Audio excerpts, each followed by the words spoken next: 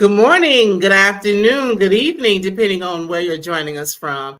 It is your girl, Marcy Thomas, and I am really excited to be here with you for a very special conversation with a young lady that I had the opportunity to chat with and learn more about a beautiful piece of work that she is introducing into the world. So I know you're going to enjoy it just as much as I do, both our guest as well as her main character in her new book, Sweetness in the Skin by Ishi Robinson.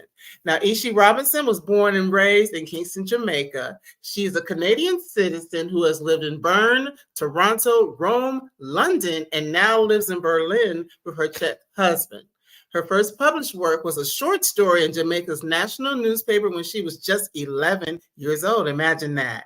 At 17, she sent a letter to her father from Switzerland that he thought was so funny, he sent it to the other national newspaper, which snagged her a weekly column on teenage life in Kingston. So she's been at this for a good while. She also previously wrote a weekly column on life as an expat in Rome for a now defunct online magazine and got back into fiction writing in Berlin, where she has published short stories in several online publications and one anthology. And Sweetness in the Skin, this lovely book that we're about to get into, is her very first novel. So without any further delay, let's welcome Ishi Robinson to the BGC. Hello. Hello. I'm so excited to be here. Yes, I'm so excited to have you here as well. So you have had quite a life, being in Jamaica, being a Canadian citizen, living in all of these different places. So you have, I'm sure, plenty of stories to tell.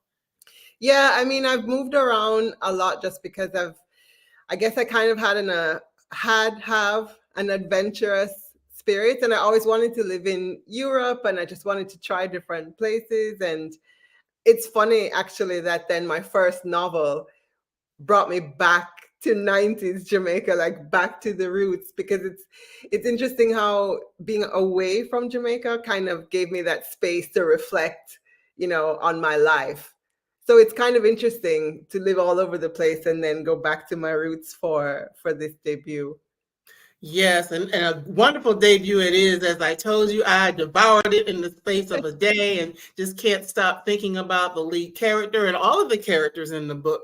But just, it's such a lovely, well-written, well-told story. Let me show you all the cover again so you can make sure you get a copy, because on the time of this airing, it will be out the following day. So we want to make sure you can still get in a pre-order or pick up your copy wherever it's available.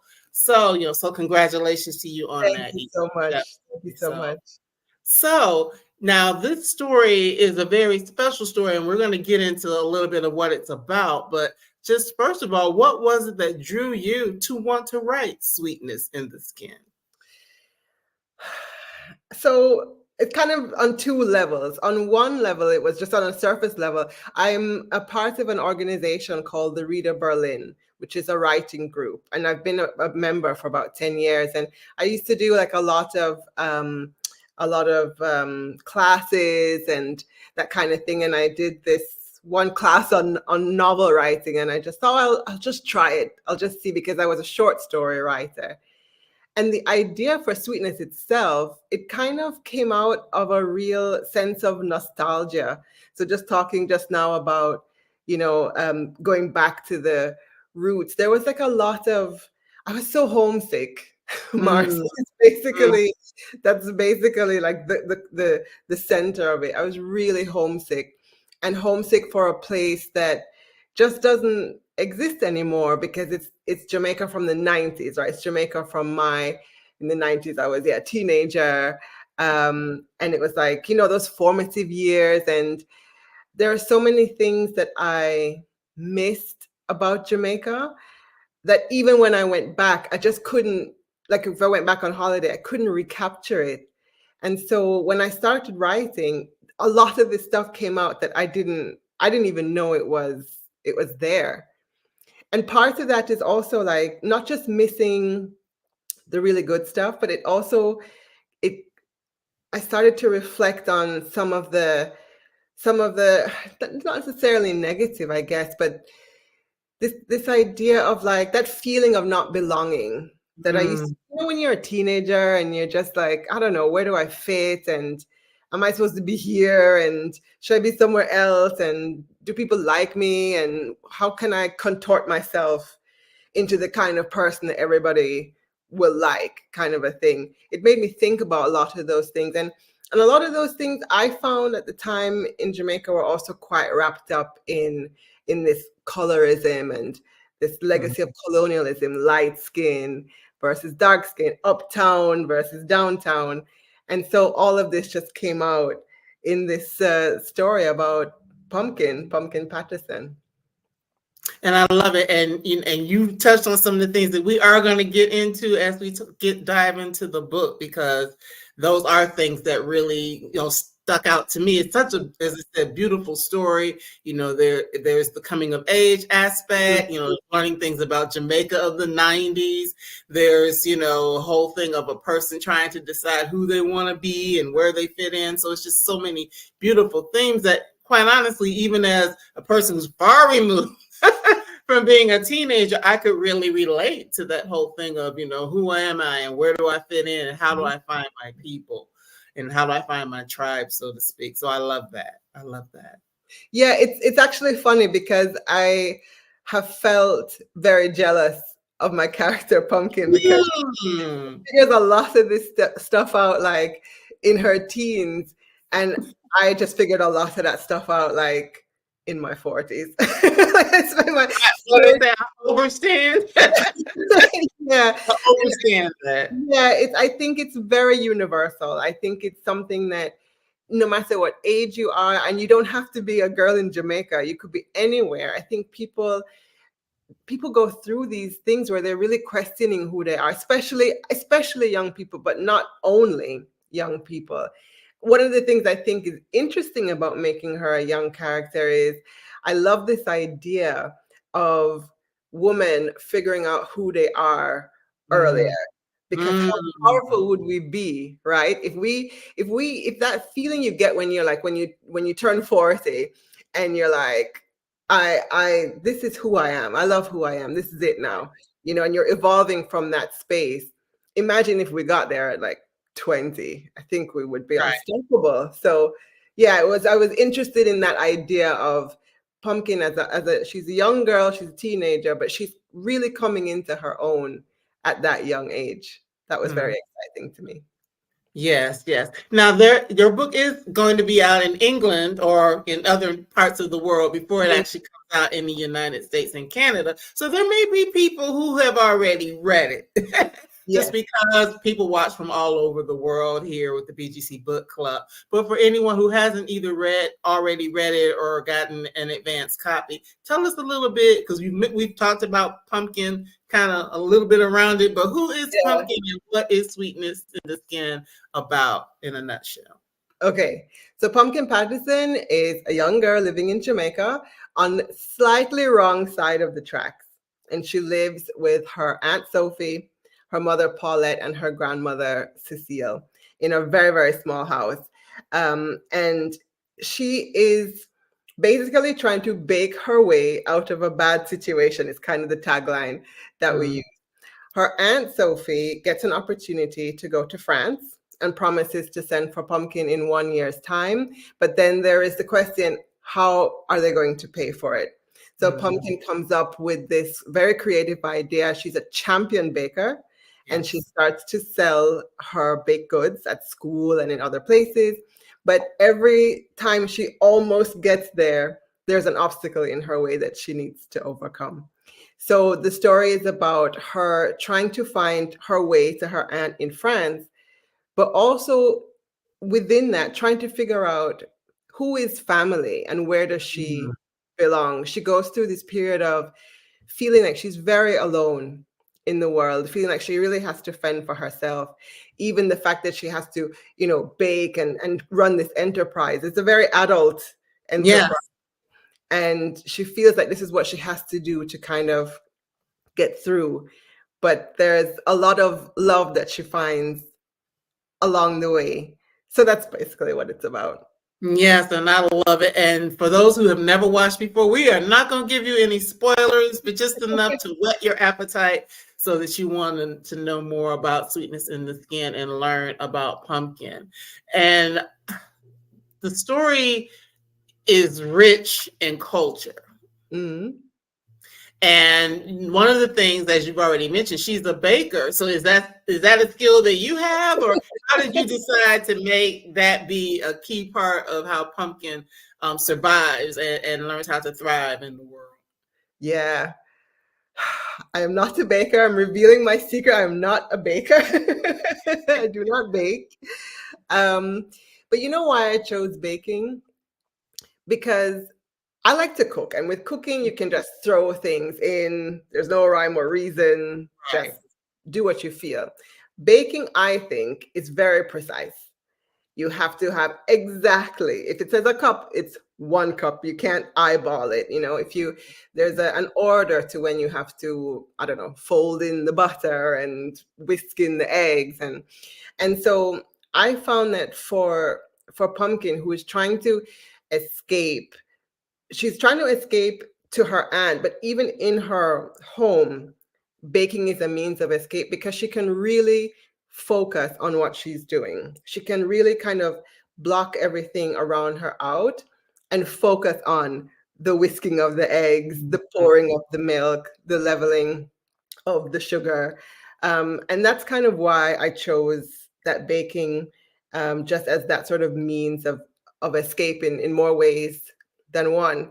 But also, food, just in general, food is such a strong connection to home and Yes. family, right? Yes. So if you think about your youth, if you think about happy times in your childhood, I think a lot of people will think about this thing their grandma used to make, or this, I don't know, the thing their grandpa used to make, or their dad used to cook with this with them, or like food is so, it's just such a strong connection. And I wanted her to have that, like, this. For me, even though I don't bake, when Jamaicans talk about certain foods, like their face Mhm. light up, and when you bite into that thing that you love, and your face just smushes together because it's just Mhm. flavor and the memories that flood. It was really important for me, for her to have that, and to be able to then use that as a way of potentially, changing her life. And also, it's easy to bring to school. Right. Which, yes, it is definitely something that, from the purpose of trying to sell, to Yeah. do things, it's definitely that. And, one of the things is, okay, some recipes maybe at some point from you, because as I was reading and really, I'm like, I'm getting hungry.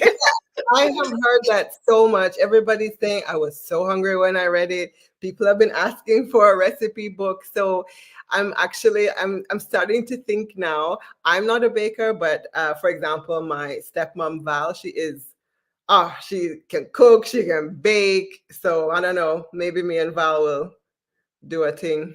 And that would be wonderful, just so we can get an idea of that. But another thing I'm thinking also, just baking and the preciseness of it all, there's a certain level of control, so to speak, Yeah. in baking that you might not have in other forms of cooking. That's true. I didn't even consider that. Yeah, and if when you say that, and I think about it now, she's definitely in a situation she can't really control. And Right. so baking could be that, just that one little space where she knows if she does this, 2 + 2, it's gonna equal to 4. It's a Right. very, very good point. Yeah. Right. Because there's a space where she does it and Yeah. it isn't. So yes. So Yes. definitely the science and the control aspect of that. But just family, we also see, of course, she has her Aunt Sophie, who has these big dreams, and she's been a Mhm. part of her life. But then, there's her grandmother is a part of the story, as well as her mother. One of the other things that I found very interesting in the story, we see these multi-generational, female-centric Mhm. household. Mm-hmm. how sometimes within a household, one mother, two children, but there are different relationships that the mother has with the children. Yeah. So tell us a little bit about your thought process behind that. 100%. I'm an only child, so Me too. so I can't speak to the very like specific dynamic, but I always feel like, first of all, I think even if you have even if siblings have the same parents, you don't actually have the same parents, because I feel like your parents, they grow, they evolve, they change by the time each kid comes. In this specific instance, this is where I play around a lot with this idea of colorism and classism in Jamaica. This is part of our legacy, I believe, in Jamaica. This idea of, being a browning, light skinned, being dark versus being dark skinned, and which is better and which offers more opportunities. So in Pumpkin's household, Aunt Sophie, with whom she's very, very close, is light skinned. And you'll find out how that happens when you read the book. Then her mother, Paulette, is dark skinned. So the grandmother focuses a lot, actually all of her attention, on Sophie, because Sophie has the most potential to take the whole family out of a bad situation, to elevate the family. And because she focuses so much on Sophie, she neglects Paulette, who's Pumpkin's mother. And I feel like it's so difficult to you can't even really blame Cecile, the grandmother, because this is part of an environment that this is what she knows. This is what she understands, is her experience. If you are lighter skin, you have better opportunities. If you're darker skin, you don't. Obviously, it's not so, black and white, so to speak. But in general, this is how she perceives it. And that has an influence, obviously, and it has an impact on how Pumpkin is raised, because Pumpkin is Paulette's daughter, but she also is light skinned. And so there is almost an alliance with Auntie Sophie, because Auntie Sophie thinks that, okay, she's going to bring her with her. And that creates this push-pull dynamic where Paulette is fighting Sophie every step of the way when it comes to Pumpkin's advancement. She doesn't want Pumpkin to excel, to thrive, to exceed, to leave in a better position, because she wasn't in a better position. And I think there's a lot of resentment and a lot of pain that Paulette feels. And I feel for her. I've tried to write this character as very three-dimensional. So not just this, villain. She's very neglectful. She's abusive. She's hard. She's rough. But why? Why is she like this? How could she be otherwise in this environment in which she was raised herself, and seeing directly her own sister being given all these advantages, all this attention, all this, maybe what she perceives to be love, simply because of a difference in their skin color. I think that must be horrible. And so that's kind of this dynamic that I wanted to explore, because I think this is something that happens in families I'm going to say Jamaica. I think it's Caribbean. I think it's maybe also in other places where this colorism exists, but I know for sure in Jamaica that this is a thing that happens, maybe not always to this stark degree, but there has been, favoritism, because this one looks this way, or this one has good hair, or it does happen, and I just wanted to explore those themes. And I really love that you do, because you said it's real. It's real. And yes, in the Caribbean, but hey, in the US too. A lot of the things just kind of carry over, because we all, no matter where we landed, so to speak, there are certain things that were put into our heads, as a part of the diaspora, and coming over, leaving our native lands and landing over, here in Western culture. There are a lot of things that we hear where people do talk about, good hair or, fair skin or, or light skin or whatever the case may be. So, I mean, it's real.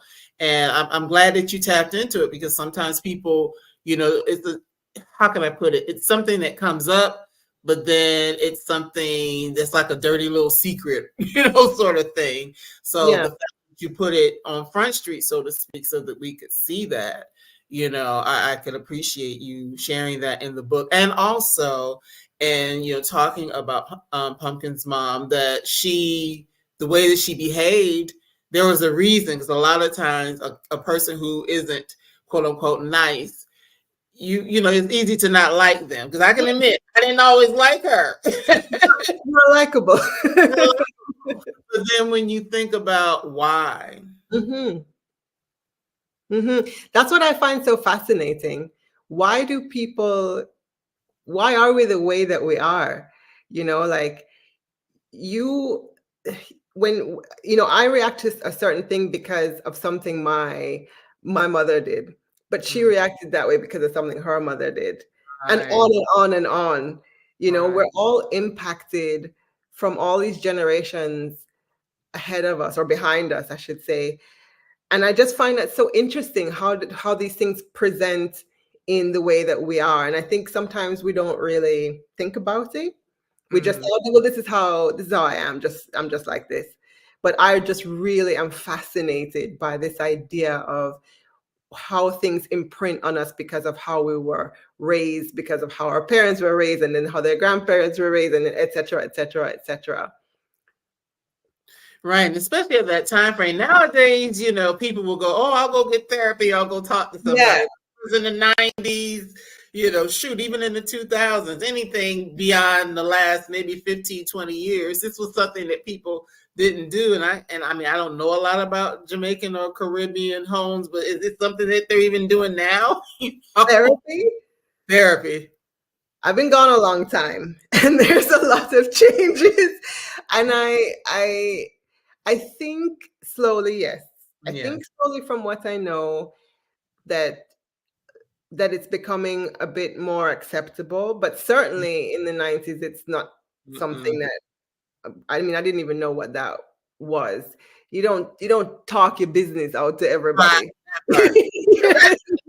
You don't chat your business to everybody. And Kingston is a small place, and I imagine you're telling your deepest, darkest secrets to a therapist, and then you just see them everywhere you go.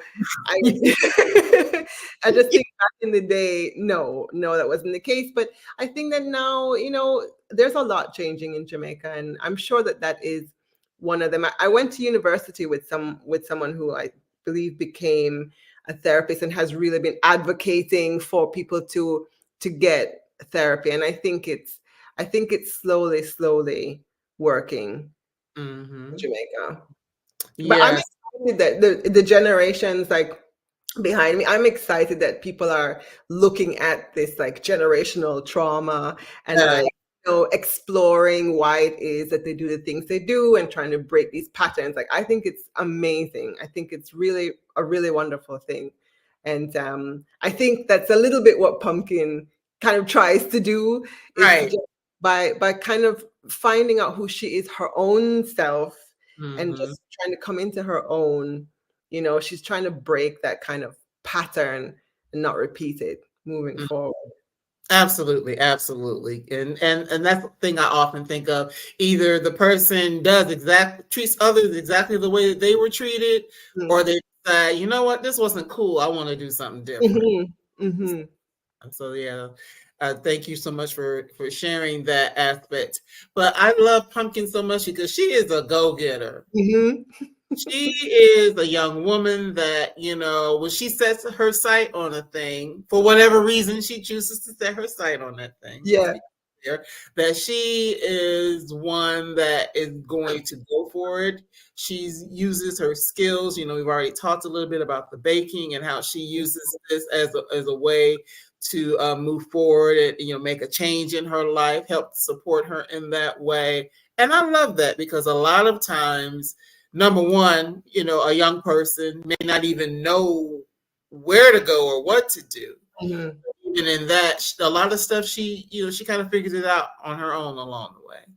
Yeah, that's true. She's very tenacious. She's determined, and I also love that about her. I see there's a little bit of me in her there as well. Like, I was always somebody who was like, okay, I want this thing. How do I figure out how to do it? I mean, the difference is that my parents were and are super supportive. So, you always go to them and be like, I wanna tame lions in the circus, and you're like, you can do it. You will be the best lion tamer ever.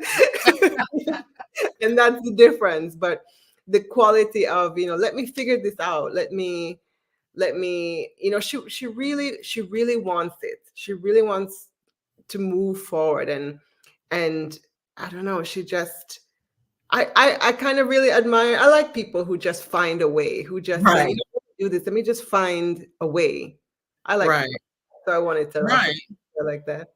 And that's why I say, even for me at my big age, as they say, he's an inspiration to me, because, there's certain things that I might want to do. And I'm thinking, well, how can I do this? Or how can I do that? Or, and just figuring out, what skill or talent or ability that I have that can help me to do what it is that I need to do. But in the case of Pumpkin, because she is, when her character starts out, I believe she's like 11, 12 at the beginning. Kind of, goes through that young stage. She's also dealing with all of the things of becoming a young woman. Yeah. At the same time. Yeah. I think there are a lot of young people in Jamaica who are figuring things out on their own. I think, I grew up a little bit sheltered in Jamaica, in Kingston, but I know that there are kids who are taking care of themselves, who are, cooking their own meals, who are taking themselves to school. I don't think that this is an anomaly when I write about this. I know it exists. And I would love for this book is for every age, as we've said. It's not a children's book, it's for adults, it's for anyone. But I would love, just like you say, it's so heartwarming for me to hear that you are inspired by her, because I would love for people to read about Pumpkin and feel like inspired by her, and know that they can take care of themselves, that they can make it through. But also, what I think is important is to know that you can rely on other people. Right. That is something that I think can be very difficult for people who are super self-sufficient. Like, I have to do everything on my own. And I think Pumpkin also got into this sort of mindset. I can do it, but I have to do it all by myself. And there is a point where it becomes overwhelming, because she still is a child. She's still a child. So it was important to have this community around her. Auntie Sophie was her biggest supporter, but Auntie Sophie's gone. And she did not think there were people around her who would support her. And in the end, there really were. There was Boots, who I love to death. Boots is a former colleague of Sophie's from the French embassy, who helps Pumpkin out. And they're her friends, Mandy and Tamara. And, there's just a whole host of people who really come together for her. And she's so surprised. Right. Because she just doesn't expect it. She just thinks, I'm going to have to do this on my own. But it was important for me to show that more people are in your corner than you sometimes think. Yes, and thank you, because I was going to get to that community piece, and it is such a huge part of the book, and I love that. I'm just thinking of my mom real quick. She always, she always watches the interviews, and oftentimes she will say that there might have been limitations for what her mother could provide for her, in the household, or a grandmother whom she lived with. Her father, wasn't in the home with them, but she had a community of people Mhm. around her, educators, other families, just people that really poured into her and nurtured her. So much so that my mother, one of my mother's teachers, is still alive, and my mother goes and does stuff for her all the Oh, time. wow. That is Teacher, amazing. she might be in her 90s now. I mean, she's up in age, but my mother still goes to support her in the ways, that she feels are important, because this is someone who was one of the people in her corner when she was a young girl. So that having that broader, that community, or the whole concept of it takes a village. It really Yeah. does. Yeah. Yeah. And I think, I mean, I feel like it's such a Caribbean thing. It's such a, like, not only Caribbean, there's so many different ethnicities where I feel like this idea of village is very strong, Mhm. and I just think Caribbean, it's not an ethnicity, but as a group, Right. the Caribbean people, the Black diaspora, I feel like we really lean into this idea of the village, particularly with women. I mean, you just mentioned, your mom also lived with her mom and her grandmother, and her father Mhm. wasn't there. That's also like, it's I feel like a very sort of female led, female driven community of women who are like, we are going to lift you up. We're going to make sure you get there. We're going to see you through. I just love that as part of our community. Definitely. So, but as you mentioned, Boots, I like seeing Boots in the mix as well, because oftentimes, our communities are centered around women centric, and you don't necessarily, even if there might be an uncle or whomever that's around, but he may or may not really dig in and be involved in the ways in which Booth is in the book. So how important was it for you to include that male voice, or that male perspective of being a support to Pumpkin as well? I don't know if I did it intentionally, but Boots is inspired by a real person, by my Okay. Uncle Shoes. We still don't know why they call Boots. Okay, I get it. Yeah, Uncle Shoesy.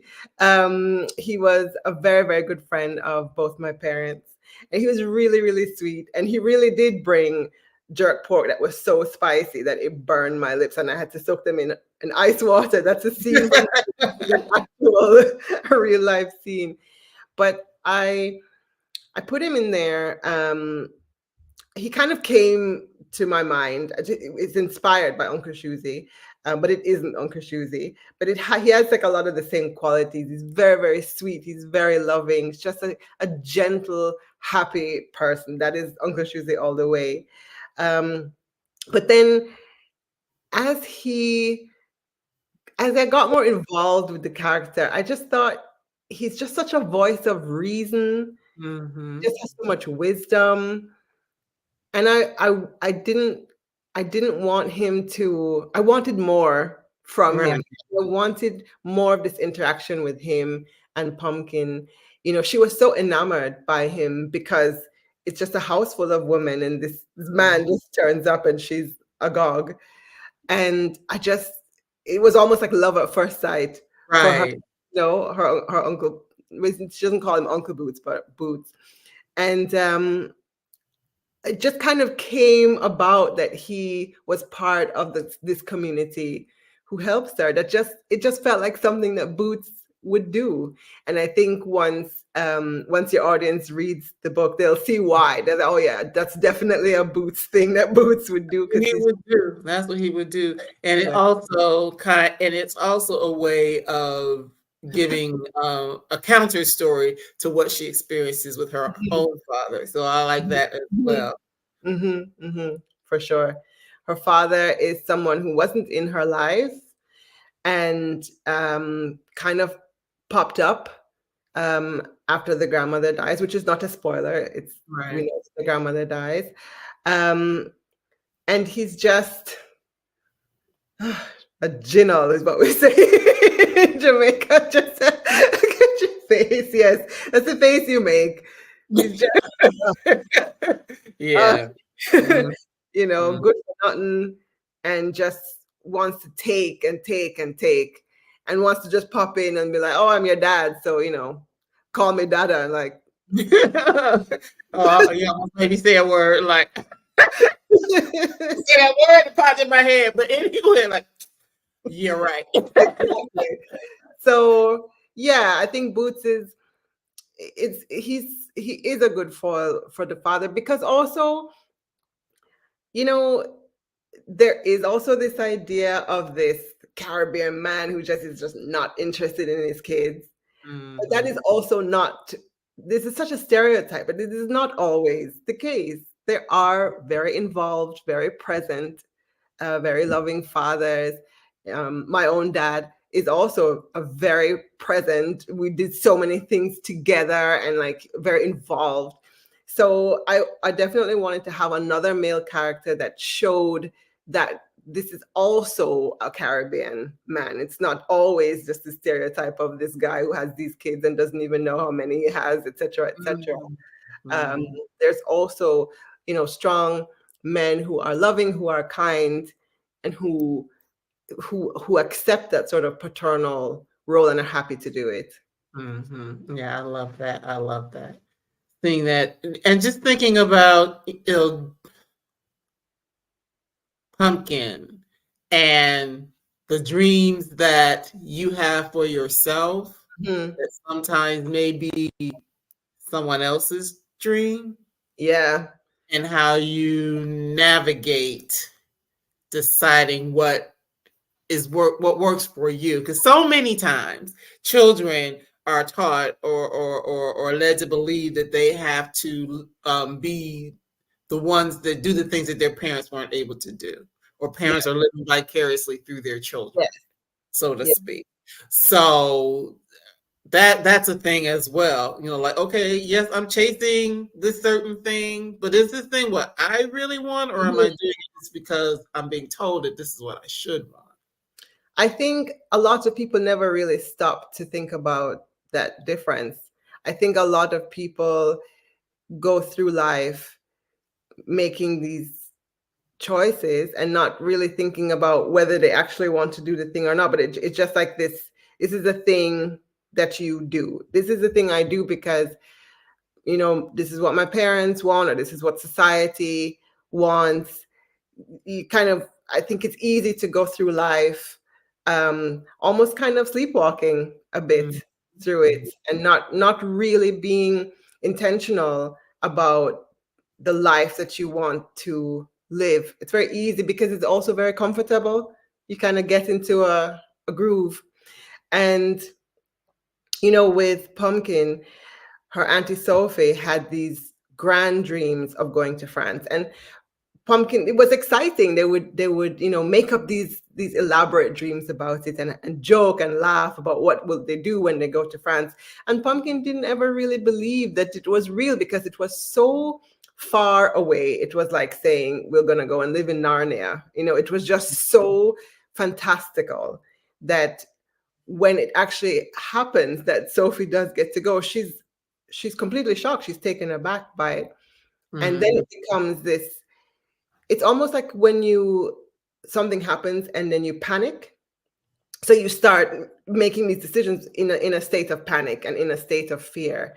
And I think with Pumpkin, she started to um, work towards this thing because it's from a state of fear that her aunt is leaving her behind, fear that she's going to be alone, you Mhm. know just fear of being with her mother, who is abusive, who is neglectful. So she's working from this place of fear. And in my own life, I have also operated from a place of fear, and I really, really work hard to work from a place of peace and calm and love and joy, because Yeah. then you make different decisions. And I think sometimes you have this idea of what you want and you're so hyper focused on it, and you're this fear of, I don't know, whatever, failure or whatever is leading you towards this thing. And then you get there and then sometimes it's not it didn't Yeah. bring me what I wanted.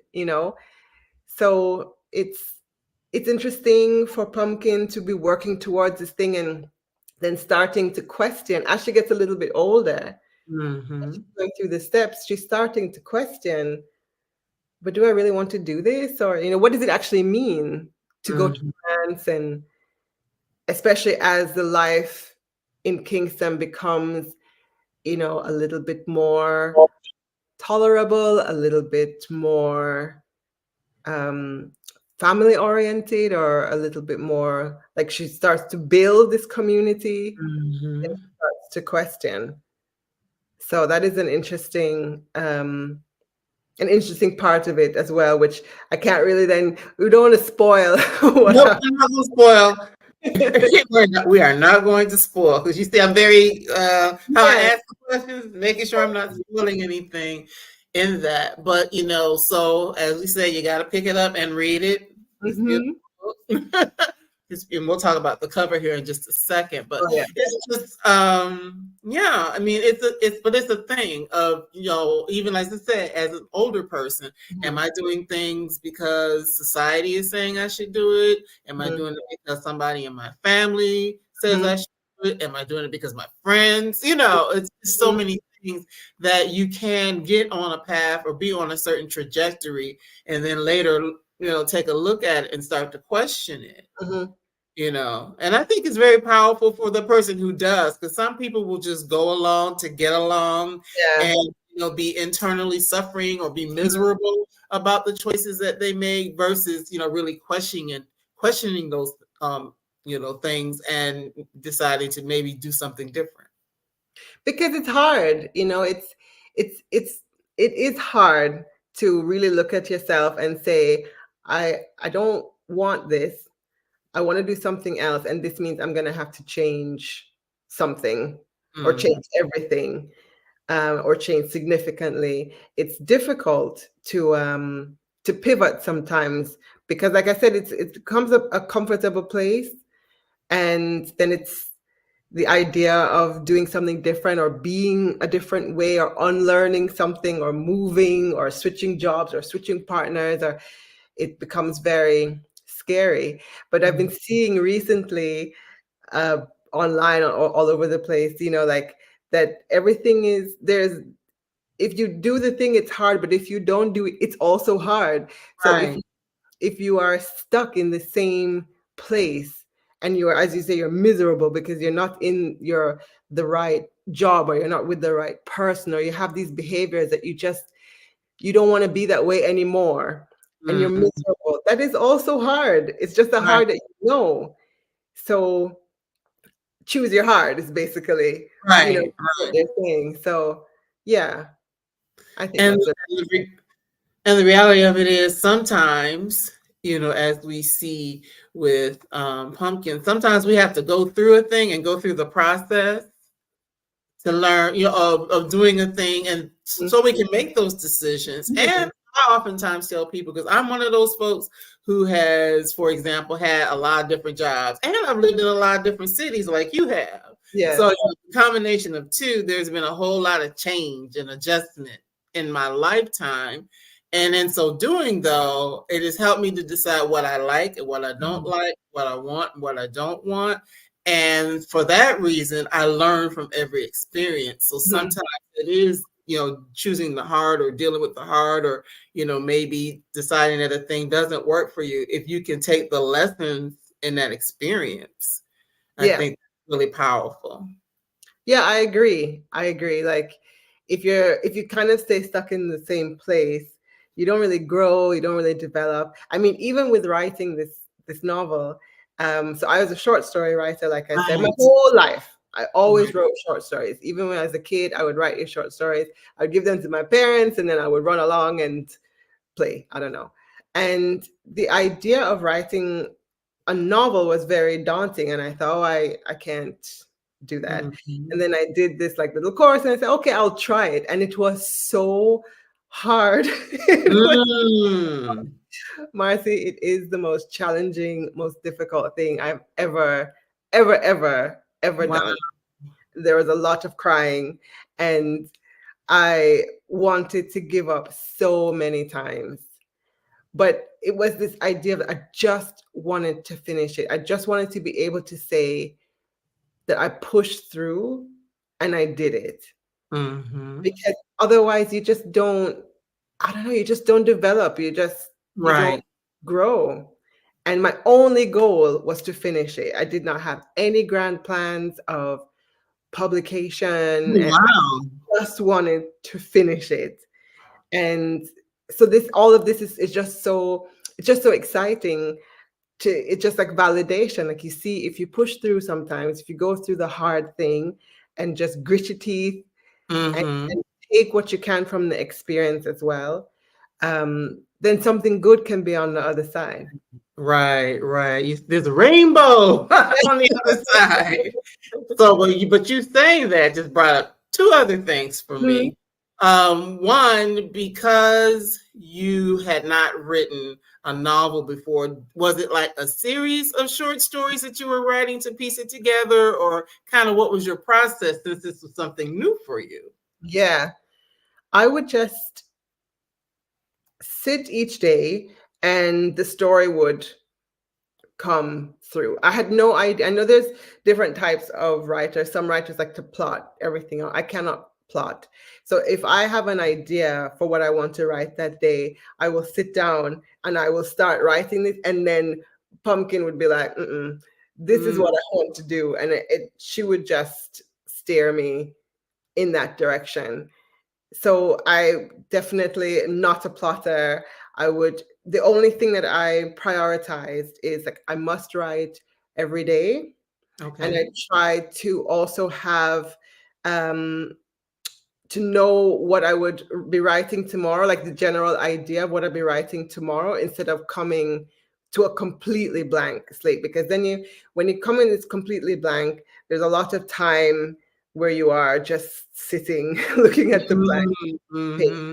So I'd always kind of leave it when there was a little bit left in the engine or in the tank. And so the next day I could pick back up. But after a point, I stopped trying to push the story in one direction and just allowed it to just to flow through. I did write a lot of scenes. I wrote like the scenes that came to me, like I wrote those first, the scenes I loved the most, and then I tried to stitch them together. So I guess in a way it is a little bit like writing, not really short stories, but like, yeah, writing these little vignettes, writing these little scenes, and then seeing how I could like place them together. I kind of explained to my husband that it's like forming a skeleton. So first I kind of have Mm-hmm. kind of create the bones, and then I have to like put the bones together so that they form, from head to foot. And then I put, add the veins, and then I add the muscle, and then I add the skin, and it's kind of like that, like a puzzle.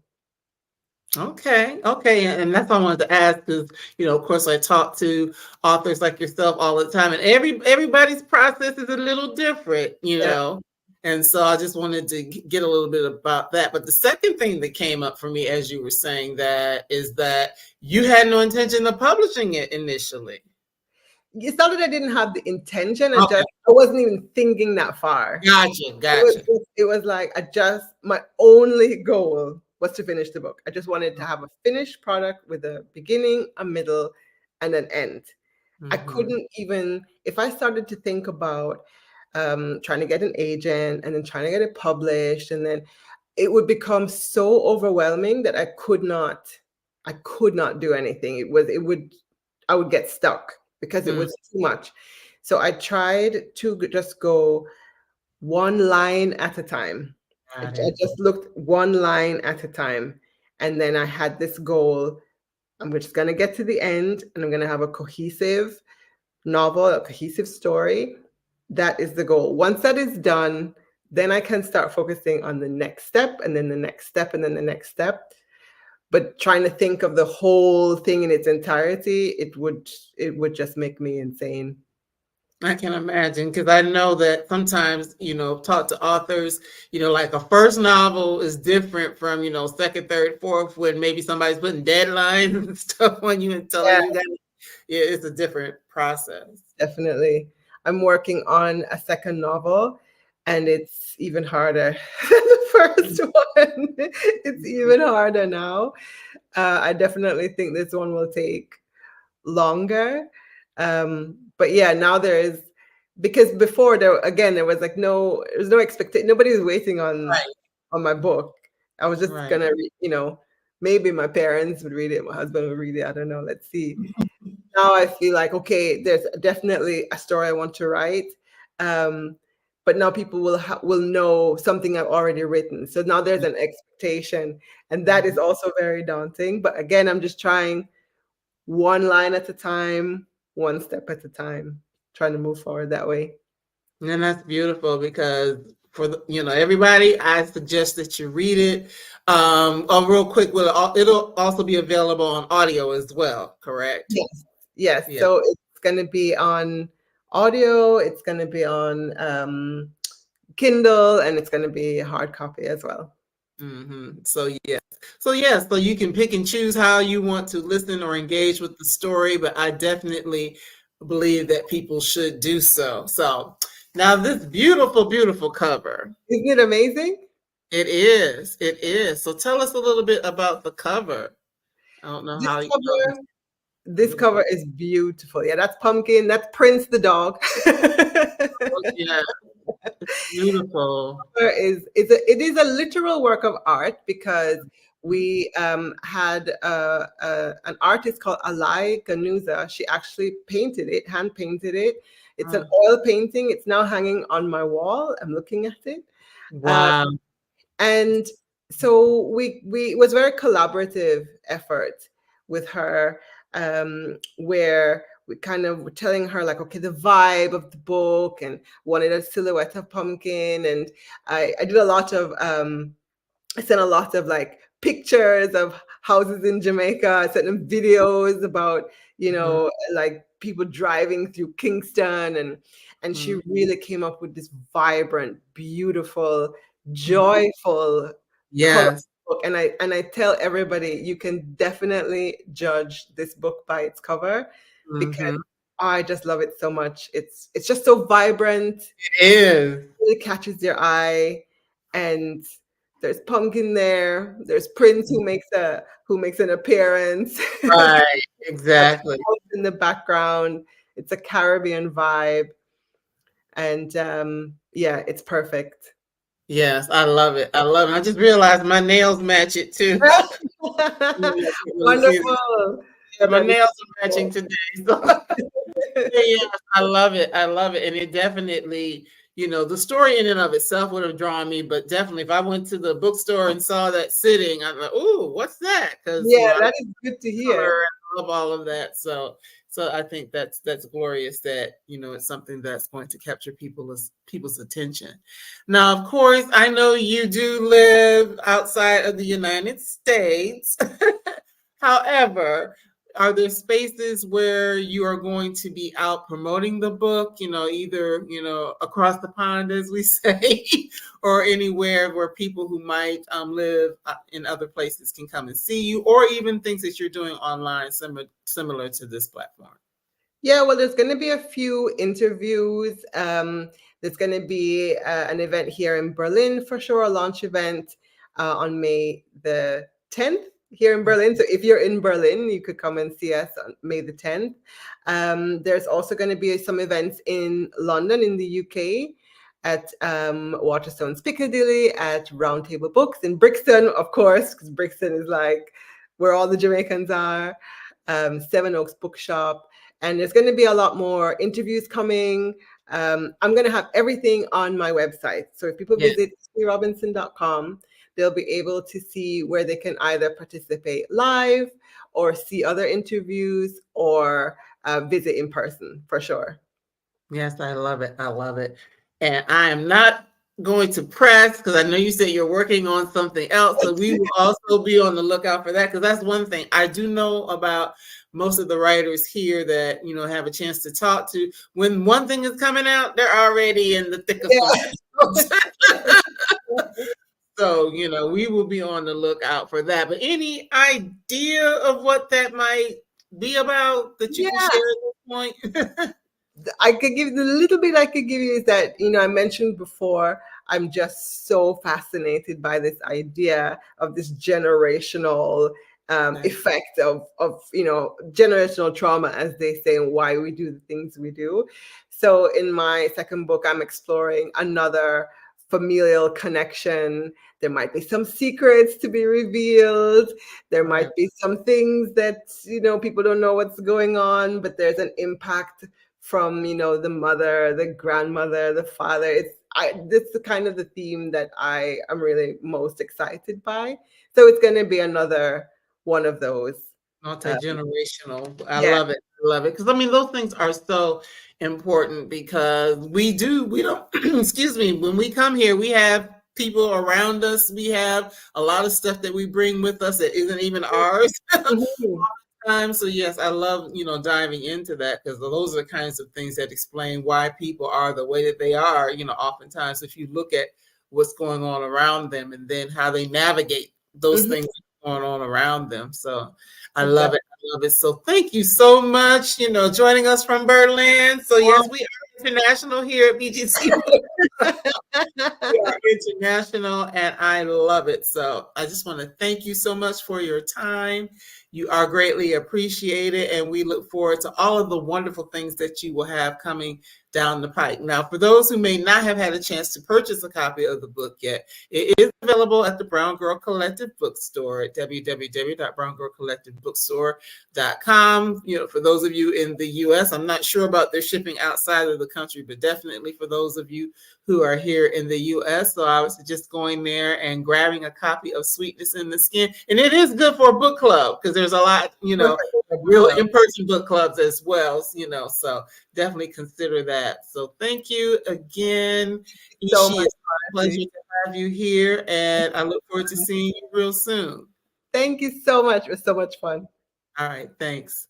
Bye. Bye-bye.